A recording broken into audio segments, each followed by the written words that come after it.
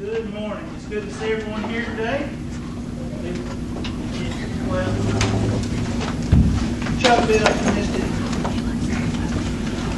It is good to see everyone here today. I'm on mute back there, Karen. We've always said, I'm still on mute.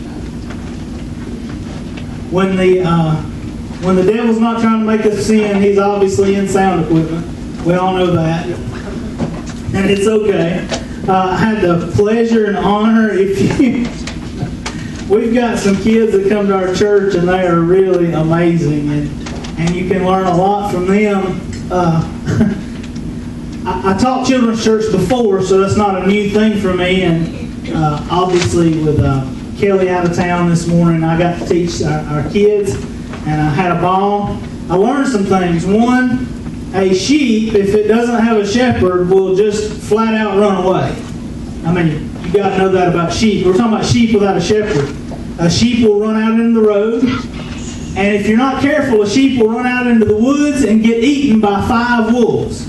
Apparently there's a 5 wolf to 1 sheep ratio that I was not aware of, but I learned about it this morning. I also learned we have some fantastic sheep coloring artists in our church. I want to show you some of these. Actually, I want to show you all of them. And you're going to notice something, that our kids are very creative. You know, as we get older, we kind of forget that. We get caught up in the worries of this world, and we forget that being creative is something from God.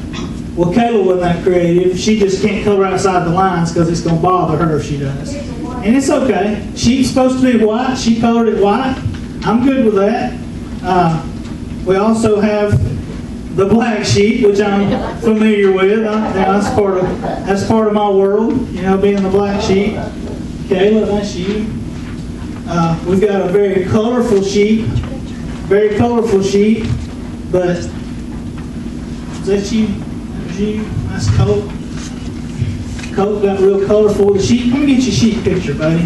And then, of course, I want to show you the last sheep, because I may be partial, but that was the most awesome sheep ever.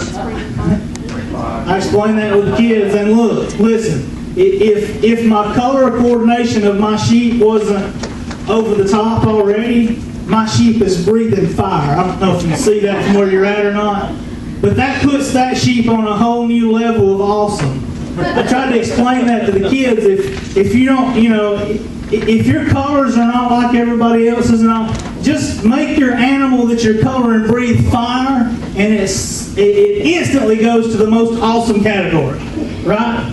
So, I'll be hanging that up outside for everybody to see later. Kidding about that, of course. Kids are great. They're a lot of fun. You can't work with kids and not get blessed.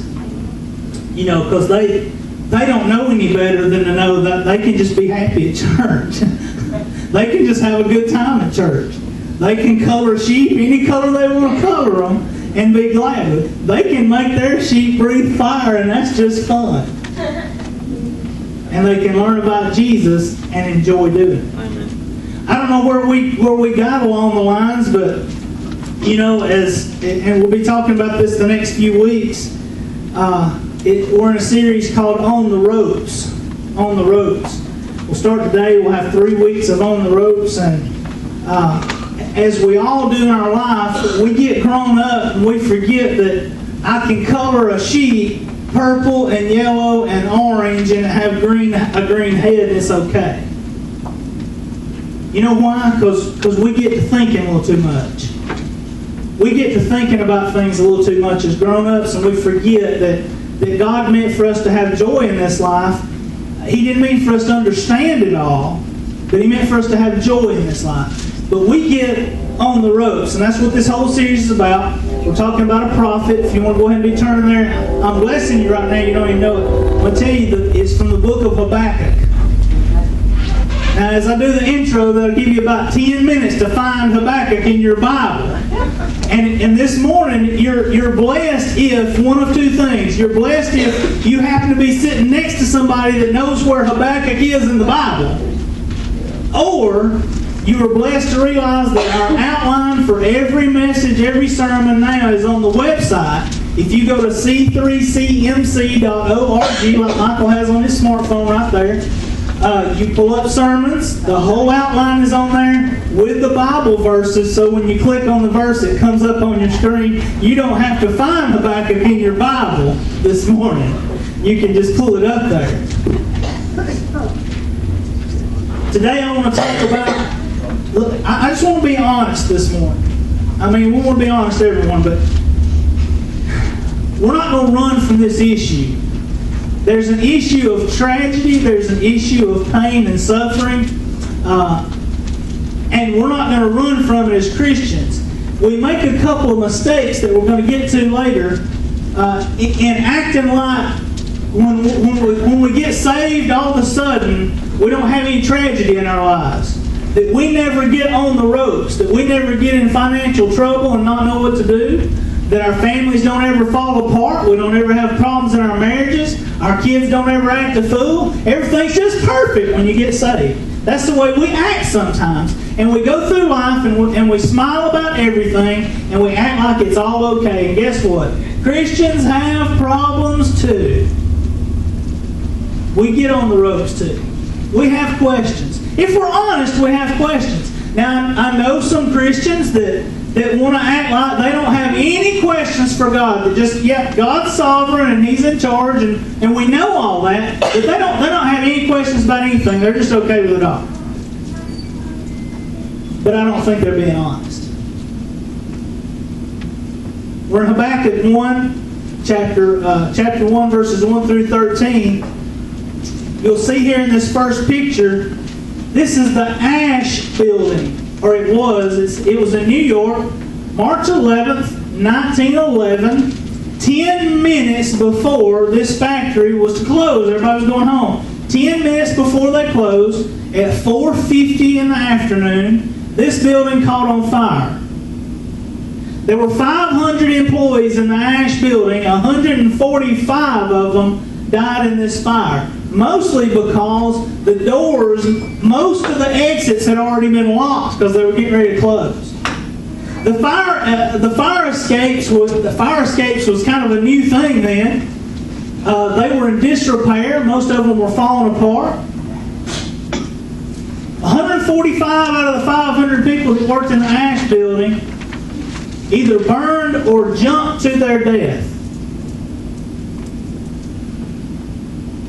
We look at tragedies like this, and we wonder why, what happened. I will tell you this, most of our fire codes now, the institution of fire escapes, fire ladders, sprinkler systems, most of those things started with this right here, this tragedy right here. So we lost 145 lives in this tragedy, but there's been thousands saved because of the laws that were passed after this. You may remember this tragedy. This was a little more recent. This was a massive earthquake in Japan on March 11th, 2011. Several hundred people were killed when this massive earthquake hit. But what you may remember from back in 2011 is 16,000 lost their lives with the tsunami that was caused by that earthquake. And I don't know if you can see it from your seat or not, but it's just massive amounts of water pouring over the cities.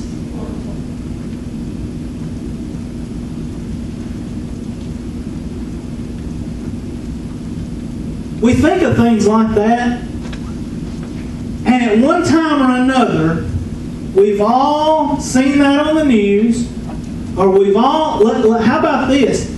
We've had personal tragedies in our lives that cause us to ask a couple of questions. One, why does God? Or two, why doesn't God? Why does God allow something like that to happen? Why doesn't God prevent that earthquake from happening and flooding that city? Why didn't God prevent that fire? Why didn't God prevent that death in my family? Why didn't God prevent that financial disaster in my life? Why didn't God prevent my marriage from falling apart? Why didn't God do this, or why did God do that? Listen, we're just going to be open and honest about this subject. We can dodge it and we can pretend like we don't have questions, or we can be real about it and see what God's Word says. And we can dig in here and find out. Speaking of personal tragedies, something that hits a little close to home, many of you may have heard about the horrible shootings in Chattanooga. 5 Marines have lost their life now. Terrorist attack. Let's be honest about what it was. If you've read it on the news, that's what it is. It's a terrorist attack. I won't get into the details of that, but I had a young lady that's been to this church before, that's visited here, that lives in another state, that lives in Tennessee, and her husband knew 2 of those Marines personally. In fact, he was about to go be deployed with one of them to another country. And it hit home pretty hard for them. Because they knew people. They knew the people in it. And we've all got our personal tragedies, some worse than others, that we've all had to deal with. So here's what we can do. We can stick our head in the sand and act like God either doesn't know what to do or doesn't care enough to do anything, or we can dig in here and find out what God says about these things. That's why we're in the book of Habakkuk today. Habakkuk, he's called a minor prophet, not because his message wasn't important. But he's called one of the minor prophets because his book is a little shorter. It's actually very unique in Scripture. Most of the prophets, the Isaiahs, the Daniels, Ezekiel, on and on and on, Amos, Hosea, they are generally extended sermons, or the prophet trying to tell the nation of Israel to turn around and turn back to God. They're generally one of those 2 things, but Habakkuk is a little different. As we go through this the next few weeks, we're going to see this is actually a personal conversation, a back and forth, if you will, between Habakkuk and God. Habakkuk, the prophet, has a shake his fist at God moment. He has a moment here where he just don't understand why God won't do something, and when God does do something, he don't do what the prophet thinks he should do. So he has this time where he's praying to God, and he's shaking his fist in God's face and saying, "Why don't you do something?" Ever been there? Don't raise your hand. But be honest. Be honest. We're not going to get answers if we're not honest. We're not going to find out what God wants us to know if we're not going to be honest about it. The word Habakkuk literally means to wrestle. To wrestle. And we're going to see where the prophet wrestles with God. And it's okay. God created the universe. He can answer our questions. He's all-powerful. He's all-knowing. He's all-loving. It's okay. It's okay for us to say, God, I don't get it. I don't understand. It's okay. Some of us want to pretend like that's not okay to do. So we'll just act like we don't have any problems. We'll act like stuff like that doesn't bother us. We'll act like we don't wonder, God, why? Or we can get some answers. I'd rather get some answers. We're going to be in verses 1 through 11 on this first part. The first thing we want to know, if we're going to deal with doubt in our life, we're going to deal with these questions we have, we're going to look at 3 prayers from Habakkuk and 2 answers God gives him.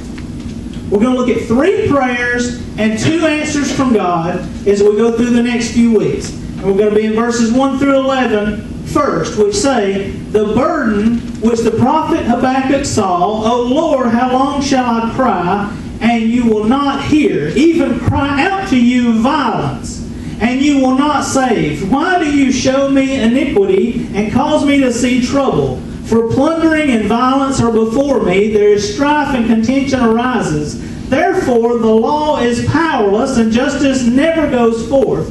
For the wicked surround the righteous, therefore perverse judgment proceeds. Look among the nations and watch. Be utterly astounded, for I will work a work in your days which you would not believe, though it were told you. For indeed I am raising up the Chaldeans, a bitter and hasty nation, which marches through the breadth of the earth to possess dwelling places and not theirs. They are terrible and dreadful. Their judgment and their dignity proceed from themselves. Their horses also are swifter than leopards and more fierce than evening wolves. Their chargers charge ahead. Their cavalry comes from afar. They fly as the eagle that hastens out.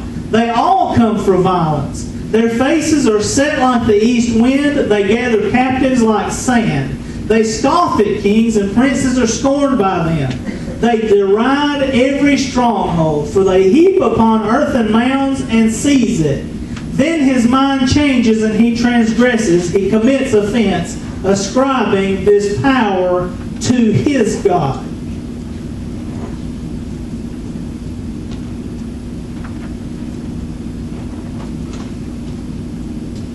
This is called on the ropes because if you've ever watched a boxing match and a boxer gets what they call on the ropes, he's backed up as far as he can back up. There's nowhere else for him to go. He's in trouble. His strength is waning. He's being hit. He can do nothing but back up against the ropes and hold his gloves up and try to defend himself as best he can. Nowhere to turn. Nothing to do. Strength running out. In danger of getting knocked out and losing. And we've all been there. We've all been on the ropes. And Habakkuk is on the ropes. He sees his whole world collapsing around him. He sees his people that are not doing what God told them to do. They're not being God's chosen people.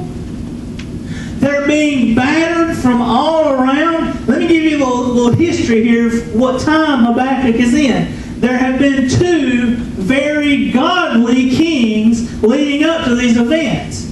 When I say very godly, I say King David and King Solomon. The two most successful kings, we can certainly say that, in the history of God's people Israel.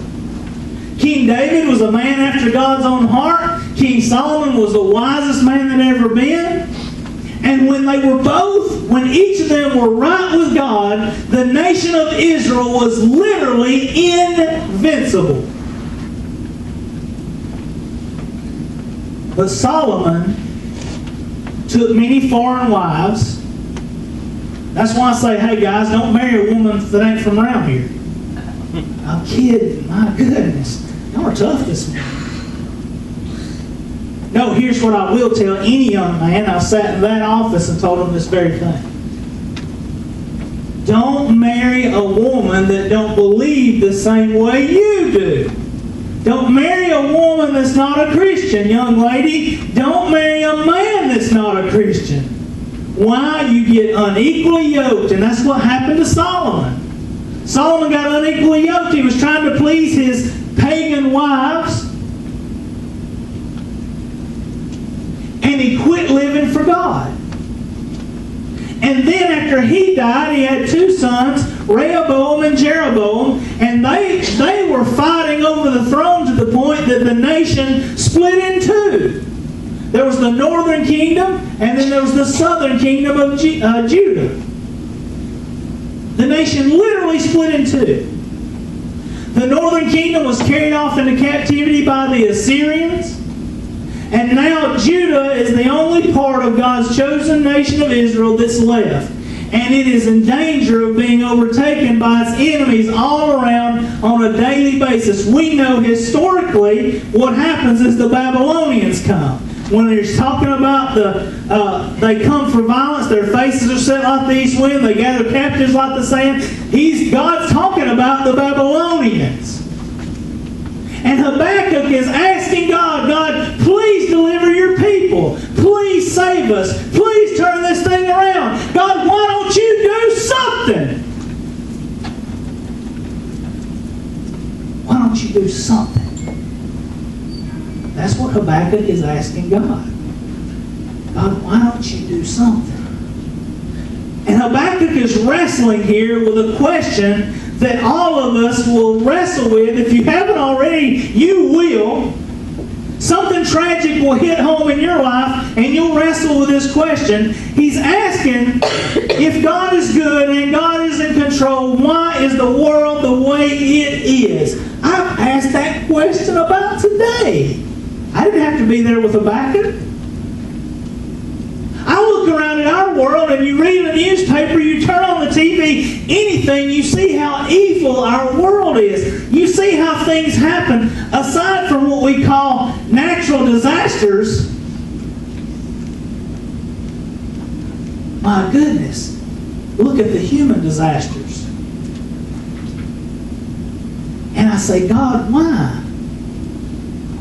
I know God's good. I know He loves us. Why doesn't He do something? And that's what Habakkuk is asking here. He's asking God to intervene and do something. Now, he had doubts. And we're going to see that if we deal with those doubts the right way, God can do something amazing. God can do something amazing with you. God can do something amazing with a horrible situation. But the first thing we have to do, we can't stick our head in the sand. We've got to honestly confront God. That's what Habakkuk does here. He honestly confronts God. He don't go say, well, God, I just praise you this morning. My nation's falling apart. Your people are in danger of being overtaken by ruthless, evil people. Our fields burned. Our children and us taken into captivity. But God, I know it's going to be all right. Isn't it great? No. He honestly confronts God. And if we're not going to be honest with God, if we're not going to be honest with God, He's not going to share with us what He's going to do. He's not going to show us a way out. If we're not going to be honest with Him about our questions that we have in our heart, He can't give us the real answer.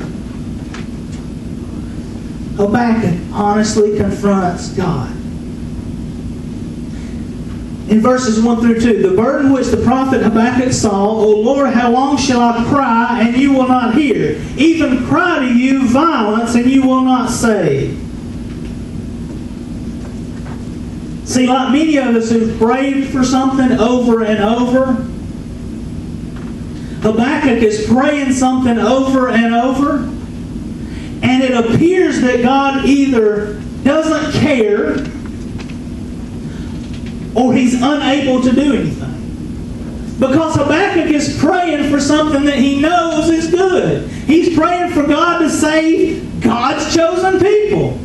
Habakkuk is praying for the right thing.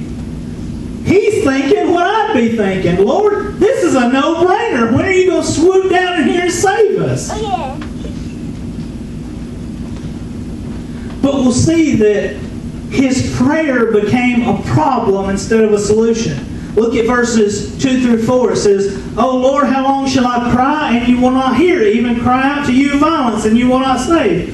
Why do you show me iniquity and cause me to see trouble? For plundering and violence are before me. There is strife and contention arises. Therefore the law is powerless, and justice never goes forth. For the wicked surround the righteous. Therefore perverse judgment proceeds.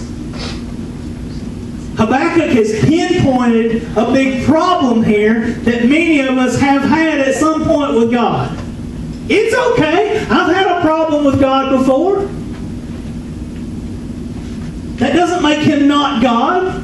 That doesn't make Him less who He is. And it's okay. But Habakkuk pinpointed a problem that many of us have had at one time or another, if we're going to be honest, when we know God can, but He doesn't. When we know God can, but He just doesn't. And Habakkuk points it out here. He's saying this, God, why will you not hear? I cry out to you. I tell you about all these terrible things that are going on, but you're just not doing anything. When we're up against the ropes and we wonder if God cares, we will all do one of three things. We'll either check out, back out, or talk it out. We'll all do one of three things when we have those doubts that Habakkuk had. We have those questions he had. We'll either check out, back out, or talk it out. Only one of these is right, though. Only one of these is the right thing to do. Some people say, don't question God. They act like our questions are too hard for Him. Like the one that has all knowledge and all power can't answer my question. So what they want to do is they pretend like they don't have any questions. They check out.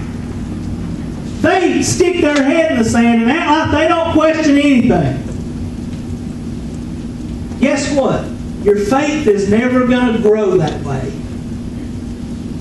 You talk to anybody that has been through a personal tragedy in their life, that has stuck it out, that has cried out to God, that has sought God's wisdom, and stuck through it till He got them through it, and you'll look at somebody that has stronger faith now than before their tragedy. I've seen it time and time again. Some people check out. Some people back out. There's the person that says, well, I'm just not going to believe in God. If God's all loving and God's all knowing and He's all powerful, how do these tragedies happen? Why don't God do something?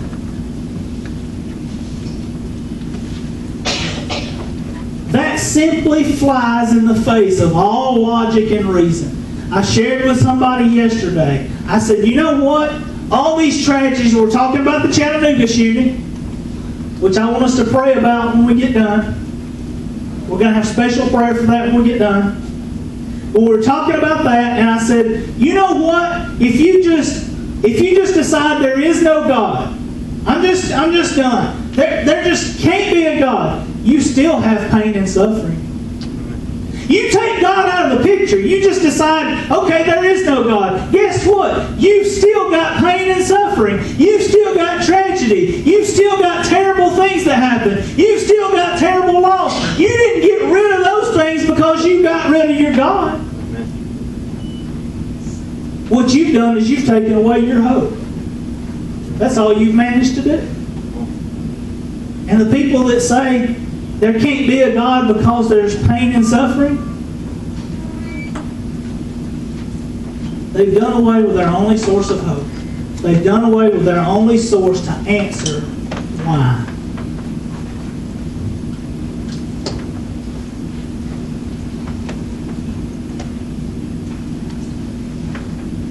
God always answers our prayers, but not always how we expect or want. Look at verses 5 through 11. Habakkuk says, look among the nations and watch, be utterly astounded, for I will work a work in your days which you would not believe, though it were told you. This is God's answer to Habakkuk's first prayer. And he says, for indeed I am raising up the Chaldeans, a bitter and hasty nation, which marches through the breadth of the earth, to possess dwelling places that are not theirs. They are terrible and dreadful. Their judgment and their dignity proceed from themselves. It goes on. Verse 11. Then his mind changes and he transgresses. He commits offense, ascribing his power to his God, little g, God. What God's saying is, I hear you. I hear your questions as to why I don't intervene and how you want me to take charge of this situation, how you want me to take care of it. And here's what I'm doing. God's letting Habakkuk know what he's doing. He says, I'm raising up the Chaldeans, the Babylonians. I'm raising up a people that are violent, that are ruthless, that don't just take over, they crush people. They destroy people. I'm raising them up. And I'm raising them up up so they can crush my people.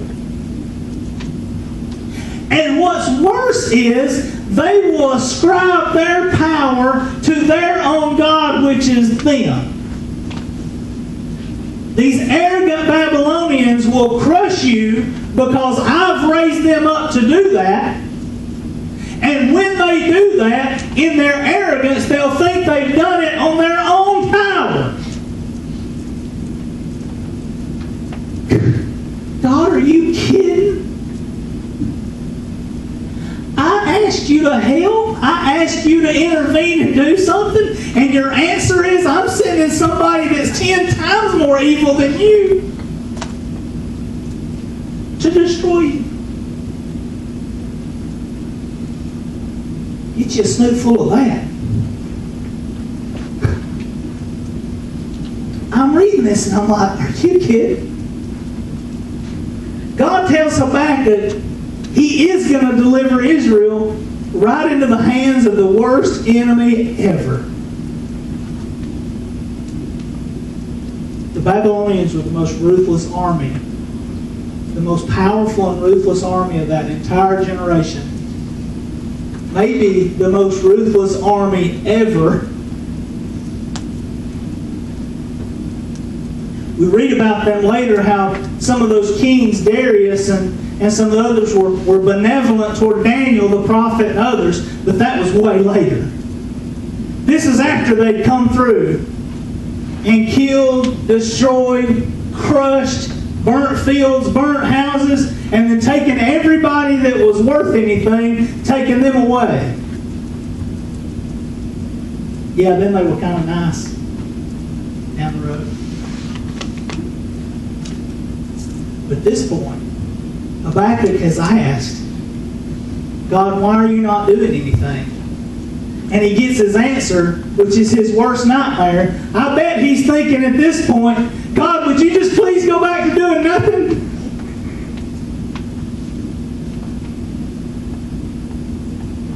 Many of us may have felt that same way too. I've asked God, just please work this out. Please fix this. Please deliver me from this problem, which was almost every time of my own doing. God, please fix this. And when he fixed it, I didn't like the way he fixed it. And many times we don't like the way he fixes it. And Habakkuk certainly didn't like the way he fixed it. So God's answered his prayer in an unexpected and unwanted way. So then what do we do? Now what we're going to do? We've honestly confronted God. We've decided instead of checking out and backing out, we're going to talk it out. We shake our fist at God. We ask him the tough questions, and he gives us the tough answer, and we don't like the answer. Now what are we going to do? We're going to faithfully commend God. You're going, are you kidding? Are you kidding? No, I'm not kidding. Let's see what happens. Habakkuk simply reminds himself of who God is. Look at verses 12 and 13. Are you not from everlasting, O Lord my God, my Holy One? We shall not die, O Lord. You have appointed them for judgment. O Rock, you have marked them for correction. You are of purer eyes than to behold evil, and cannot look on wickedness. Why do you look on those who deal treacherously, and hold your tongue when the wicked one devours a person more righteous than he? When we aren't sure God's doing the right thing, we've got to remember who God is. Here's the thing. God is perfect. God is holy. God is all-knowing. He doesn't operate for the here and now. He operates from forever past and for forever future. God operates outside of time. You've heard that. This is what it's talking about. It's talking about God doesn't make the decision you think he ought to make. God doesn't handle things the way we think he ought to. He handles them in the way that's perfect. God can't make a mistake because he's perfectly holy. It's not that God just doesn't make any mistakes. It's not that God just bats 1,000 because He's the best hitter ever. It's God can't do anything but the right thing.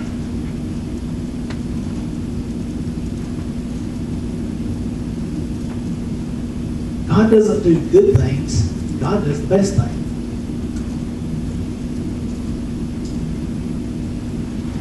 Always.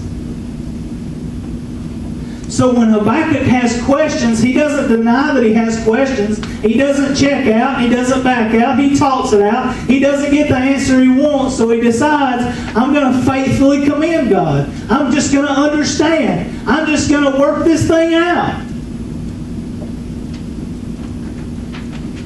Habakkuk decides what I've had so much trouble, I'm being transparent, what I've had so much trouble at times in my life understanding and doing, and that's just letting God be God. See, here's the problem, and if I can rewind just a little bit, I'll go back to my own problems so it doesn't make you feel so bad about yours. I'll pick on me. But you have them too. I remember so many times when I had problems and when things were falling apart, I wanted God's help. I wanted God to fix it, but I wanted God to fix it the way I wanted Him to fix it. In fact, I would usually tell God, God, if you'll just influence this person to do this, Lord, if you'll just have this person do that, and if, Lord, you'll just let this happen and that happen, this will all work out for your glory. You ever prayed that? Maybe it's just me. I'm like Habakkuk. I want God to work it out. I want God to fix it. But I want Him to do it the way I want it to. And I haven't always liked His answer. But here's what I'm finding out. And this is growing in me the further I get in my life. God can take terrible, awful things and He can work them out for the good of those that love Him and for His glory. Somehow. I don't always know how. I don't always understand how. I may not even always see how. But I've just got to trust Him that that's what He's going to do. We live in a fallen, sinful world, and we ask like Habakkuk about all the evil that's out there. But hey, here's a question. What about the evil that's in here? Uh-oh. We just want God to fix all that. Maybe God's going to fix that. Maybe that's what He's going to fix. Maybe if I'll just be honest with God and I'll faithfully commend God and I'll open up to my heart, I'll let Him fix me first. Now there's the thought. I don't always understand. I don't always know. But what I've got to do is quit trying to be God, deciding what's best, and let Him be God. I want us to remember three things. When I don't think God is listening, He is. When I don't think God is listening, He is. When I don't think God has a plan, He does. I may not always understand it. I may not always like it. I probably won't even know what it is because I'm too busy telling Him what I need to listen to what He tells me in the first place. But I've got to understand, when I don't think God has a plan, He does. And then third, when I think things are out of control, they're not. Let me ask you this as we close. If you're still not convinced that God can take a terrible, evil situation and work it out for His good and for His glory and the good of those that love Him, let me take you back a little further than just a few years ago when some tragedies happened that we talked about. Let's go back a little further. Let's go back a couple of thousand years. And let's imagine that we're one of Jesus' disciples. And we see the iniquity in the world. We see the problems. We see God's nation oppressed by the Romans. We see God's people being kept down and being held back.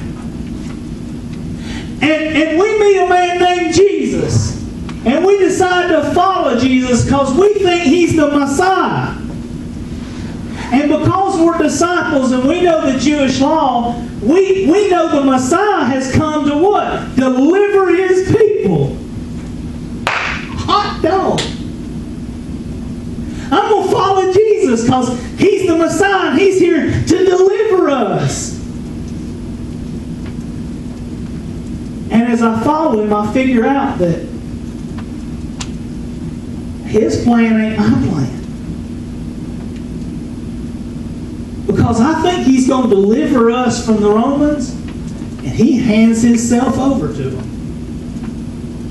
I think He's going to deliver us from religious legalism, the Pharisees. Instead, Jesus hands Himself over to them.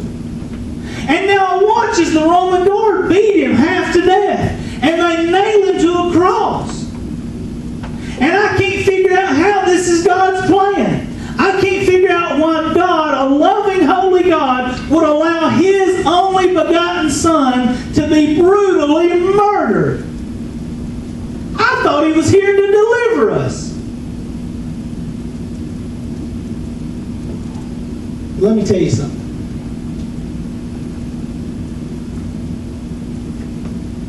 Their faith was on the ropes.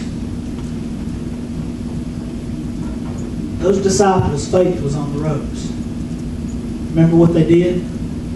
They scattered. Their faith was on the ropes. And when tragedy happens in your life and mine, sometimes our faith gets on the ropes. And sometimes we doubt God. But let me tell you what happened to them and what can happen to us today if we'll let it happen. One Sunday morning, they went to a tomb where Jesus was buried, and they found nothing. Amen.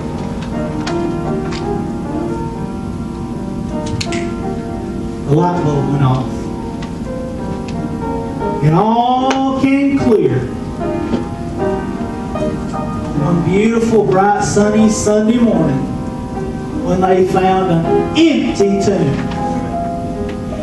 And then it probably hit the disciples like it hit me one time at an altar, something just like this.